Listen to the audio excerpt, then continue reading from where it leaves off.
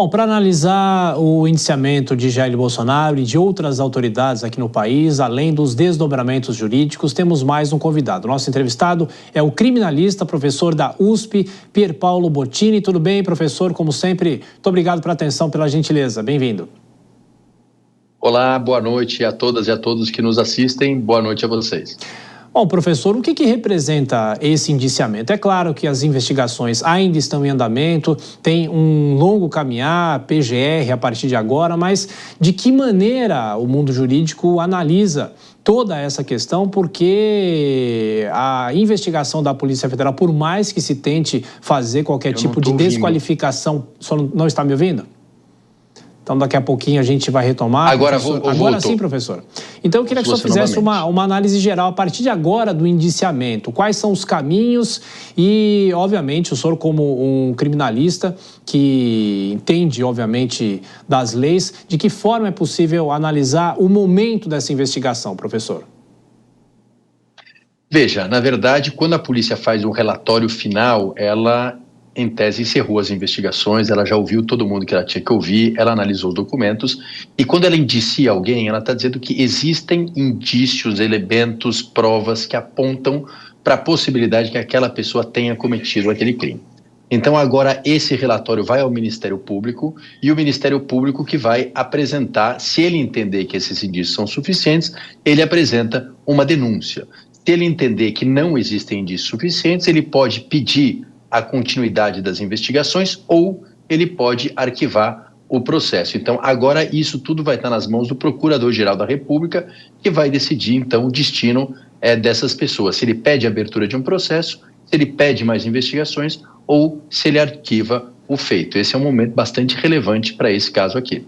Ô, professor, uma discussão que é feita desde essa operação da Polícia Federal, inclusive o ministro do Supremo, Gilmar Mendes, deu declarações aqui em São Paulo, se trama de golpe já é motivo para se punir ou é só a execução? Isso é algo subjetivo ou a lei é mais fria e dá alguns caminhos para isso? Veja, em direito penal você tem um ato preparatório. Os atos preparatórios de crimes não são puníveis, tá? Então vamos pensar aqui num homicídio. Você comprar uma arma, você comprar um veneno, isso não é punível. Aquilo só começa a interessar para o direito penal quando inicia-se a execução daquele crime. Ou seja, quando você efetivamente começa a praticar o crime. Aí você pode ser punido ao menos por tentativa. No caso de um golpe de Estado, essa linha entre o ato preparatório e o início, ao contrário de um homicídio, de um roubo a um veículo, o golpe de Estado é algo feito por várias atividades em conjunto, né? Então você tem, como teve aqui, uma reunião para você discutir com militares de alta patente a estratégia, você redige atos jurídicos que possam dar subsídio a esse golpe, você tem vários elementos. Então a execução, o início da execução aqui é algo que se perpetua no tempo. Então, nesse caso aqui, me parece que todos esses atos somados apontam sim para o início de uma tentativa de um golpe de Estado, que é algo punível pela nossa lei. Professor Pier Paolo, vou chamar o Cristiano Vilela para fazer a próxima pergunta dessa nossa conversa. Vilela? Professor, boa noite. Professor, diante de um contexto como esse, onde nós tivemos agora o relatório da Polícia Federal, e nós temos um fato que surgiu nos últimos dias, que seria uma trama para matar o presidente da República, o vice-presidente e um ministro do Supremo. Na sua visão, existiria algum inconveniente ou alguma vedação para que o ministro Alexandre de Moraes continuasse presidindo essas investigações, continuasse atuando diretamente nessa próxima etapa que teremos agora a partir desse indiciamento por parte da Polícia Federal?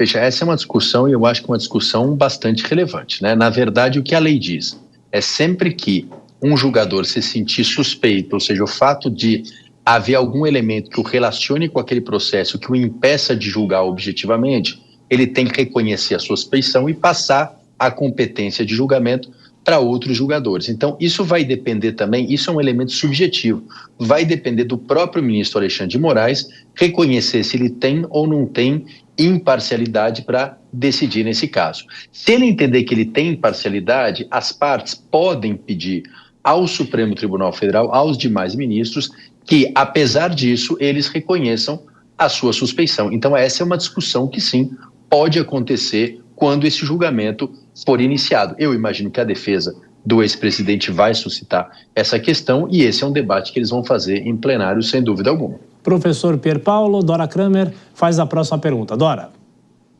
Boa noite, professor. Olha, não sei se eu estou sendo muito inconveniente nessa pergunta, mas olha só, pelo encadeamento dos fatos, pelas conexões, pelas provas que foram obtidas, por isso que está contado no relatório da Polícia Federal, alguma possibilidade de se desvincular o centro do poder, naquela época, de uma tentativa de golpe de Estado? Dora, essa eu acho que é a grande questão, mas até o momento eu não conheço o inquérito na íntegra, eu estou falando só aqui do que veio a público, tá? Mas a gente identifica ali militares de alta patente e o próprio ex-presidente da República participando de reuniões, olhando minutas de decretos, o presidente fazendo reunião com embaixadores para questionar a própria lisura do sistema eleitoral. Então tudo isso aponta, e é claro que ele vai ter todo o direito de defesa para contrapor, mas tudo isso apronta para uma possibilidade do envolvimento dele nesse conjunto da obra que foi essa tentativa de romper com o sistema democrático. Então, nesse momento, eu acho que para a finalidade de um indiciamento ou de uma suspeita, já existem elementos. Agora, cabe durante o processo a ele se defender, apresentar justificativa para todos esses fatos, para que ao final o Supremo Tribunal Federal julgue se efetivamente qual a extensão da participação dele e da responsabilidade dele nesses atos de extrema gravidade que a gente presenciou nesse relatório. Pois é, professor.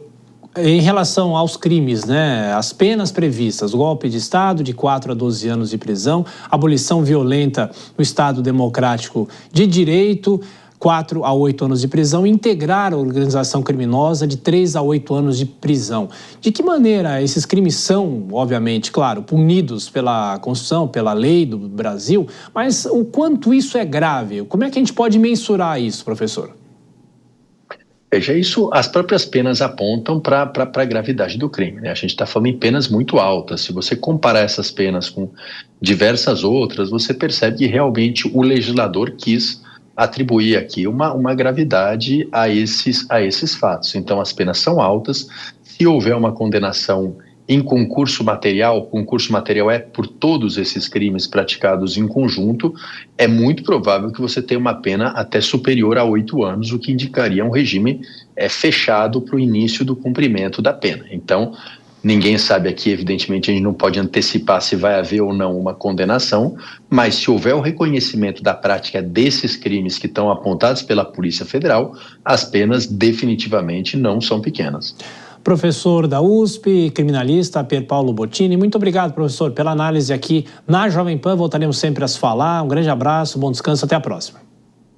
Obrigado, bom descanso a vocês e contem sempre comigo. Muito obrigado.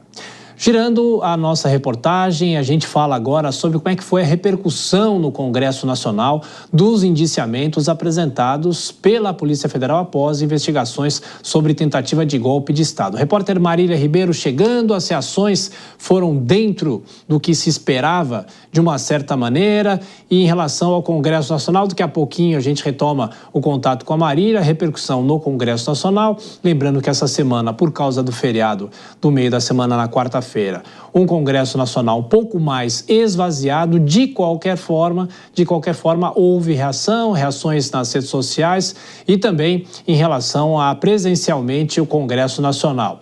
Bom, Dora Kramer e o Vilela também com a gente. Dora, a repercussão, obviamente, política. A gente até falava, o Vilela apontava nessa questão da polarização política, de que forma isso mexe com as questões políticas no Brasil. Claro que tudo tem a ver com o que vai acontecer, com os desdobramentos, com as investigações minuciosas, mas de qualquer forma há uma reação política, e a reação política é muito mais imediata do que a reação jurídica, né? Não, claro, ela só é imediata e a reação jurídica leva tempo, né? Inclusive, eu tinha uma curiosidade, acabou não dando tempo, de perguntar, vocês estão falando que esse inquérito pode ir para o Supremo, pode virar processo no ano que vem. já no primeiro semestre. E eu estranho muito, porque eu me lembro um outro caso de repercussão, que foi o Mensalão, demorou 5 anos. A denúncia foi feita em 2007 e o julgamento foi em 2012. Então, eu acho que a gente tem aí um longo tempo. Falei só porque você falou no tempo da justiça. O tempo da política é um tempo muito mais imediato, no entanto, as reações e as decisões não são tomadas assim tão de imediato, porque, claro que no calor dos acontecimentos, as pessoas saem falando sem estratégia, mas à medida que o tempo vai passando, e eu estou falando isso mais para o campo que apoia o ex-presidente Jair Bolsonaro, porque para o campo governista, para o campo da esquerda é fácil, sai batendo e pronto, né? Mas no outro campo, aí é que é difícil. Como bolar uma resposta convincente, uma argumentação que tenha unidade, que seja convincente, que vá além dessa reação imediata de falar do ministro Alexandre de Moraes, perseguição política, isso tudo é uma maneira das pessoas não ficarem caladas. Agora, qual vai ser a estratégia?